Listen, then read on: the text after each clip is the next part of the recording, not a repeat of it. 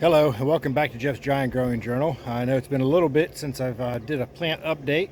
Thought I'd do a real quick one here. I actually just got back from a 7-day cruise to Alaska.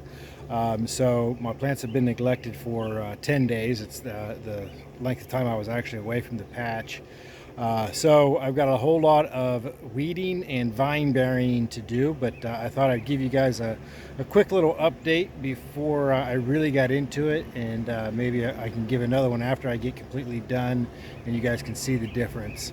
It's going to be a lot of work. It might be a couple weeks before I finally get caught up, but I'm going to do my best, and we'll see what happens. I might get tired of it and quit the weeding. I don't know. I usually have a lot of weeds in my patch anyway, but I'll show you what I got right now, and then we'll kind of go from there and let you guys know what happened while I was away. Not everything is very good, so stay tuned for that.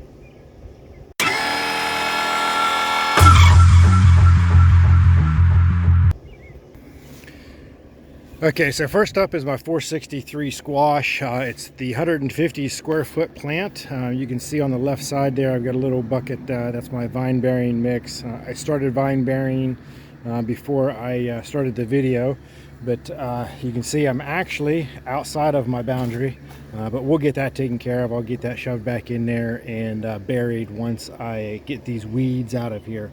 I actually did spray for grass. I sprayed, I don't know if I'm pronouncing this right or not, but I sprayed clethodim the day that I left.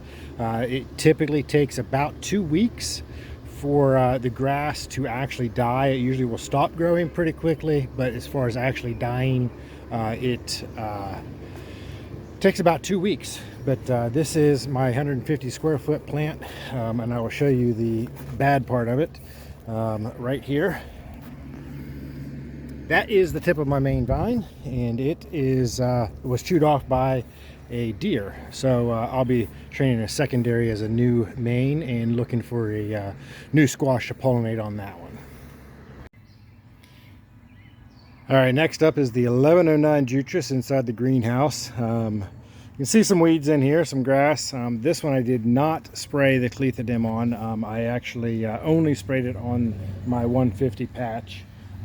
Mainly because I forgot. Didn't think about it on the rest of them. This one was not nearly that bad when I left.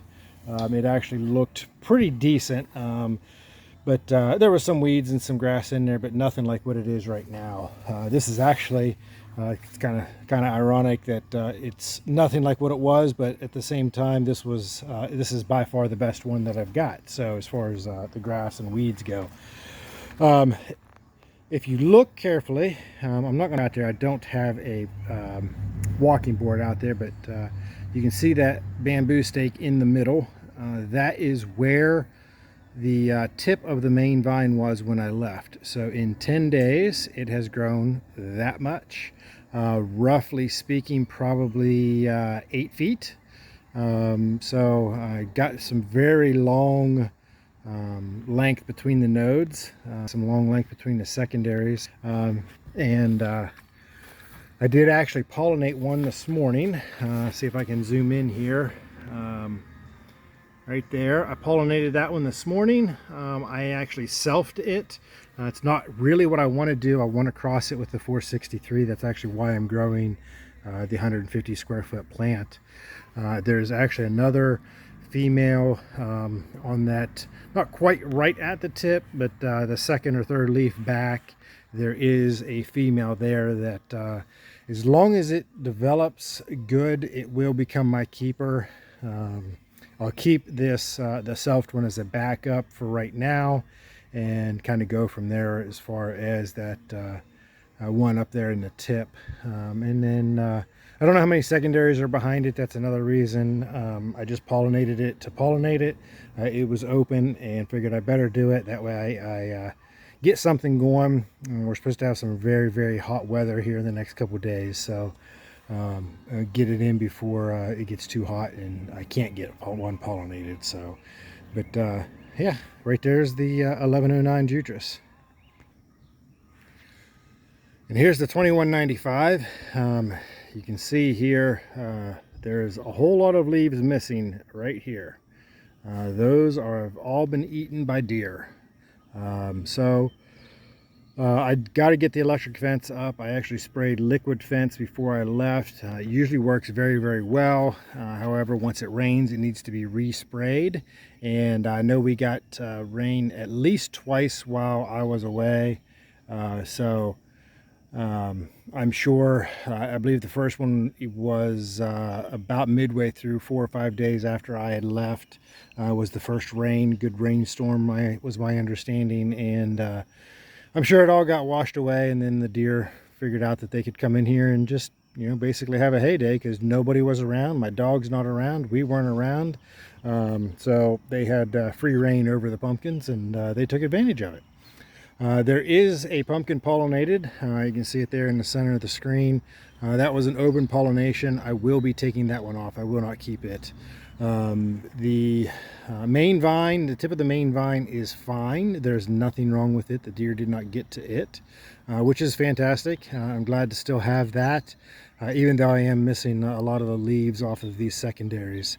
I will likely train a tertiary off of one of these or a couple of these to basically fill in right there and just get my leaves back to help push the sugars to the fruit. So hopefully it doesn't suck too much away from it, but it should only help, in all honesty, because of how many leaves that they did eat and take away. Last up is Boz, my 1699 tile. This one here, right now, it looks really, really good. The main vine was untouched by the deer. A lot of the leaves were untouched by the deer, which is kind of funny because right there is the woods, and that's where all the deer are coming from there, or really back over here. They did not touch too much of this plant, so I don't know what it is about the 2195 that the deer liked over the 1699. Maybe it was Boz just telling them to stay away. I don't know. There's a pumpkin that is pollinated there in the center. Again, it is a open pollination that I'll be getting rid of. I'm not sure. I believe there's one in the tip here as well. So we'll get that pollinated here soon enough. And that should be our keeper there as well. As much as the deer did stay away from the 1699, they did still get some of it. They nipped the end off of that secondary, and I believe they got the end of this secondary as well. Not a big deal. Those were actually, I'll end up cutting this one back even more. When I go to bury everything, I'll probably cut off about 3 or 4 feet of it, so not a big deal. I do have to mix up some the clethodim and get this grass out of here. That way, right now I can't even see the stump. That's how much grass is in here and how tall and thick it is. So, but that is the update on the plants. Hopefully on the next update I have pollinations on everything. I should. There's really no reason, unless there's something just not there. I might struggle to find one on that 150 square foot plant, but we'll get something in there. Find a secondary that's got one on it and cut that main back. And actually from here, see if I can zoom in here. Right there in the center of the screen is a baby pumpkin. It will probably, by the looks of it, open up in about 5 or 6 days. So we should have a pollination here soon enough on this plant. With the size of it, I'm sure that there's enough secondaries behind it, and we'll be off to the races with it. So there's your plant update. Flip you around. If you ever get the chance to go to Alaska on a cruise, I highly recommend it. I also highly recommend not doing it during pumpkin season. I would take the year off and then go and do your cruise. It was a very, very fun time. My family and I had a wonderful time up there. Did some fishing, did some sightseeing, did some kayaking, saw all kinds of different things, many bald eagles. Just a fantastic time. We actually went up there with my parents and my brother and his family as well. So celebrated my parents' 50th wedding anniversary. and we just had a great time. So I do highly recommend it, but I highly recommend not doing it during pumpkin season. We actually scheduled it around pumpkin season.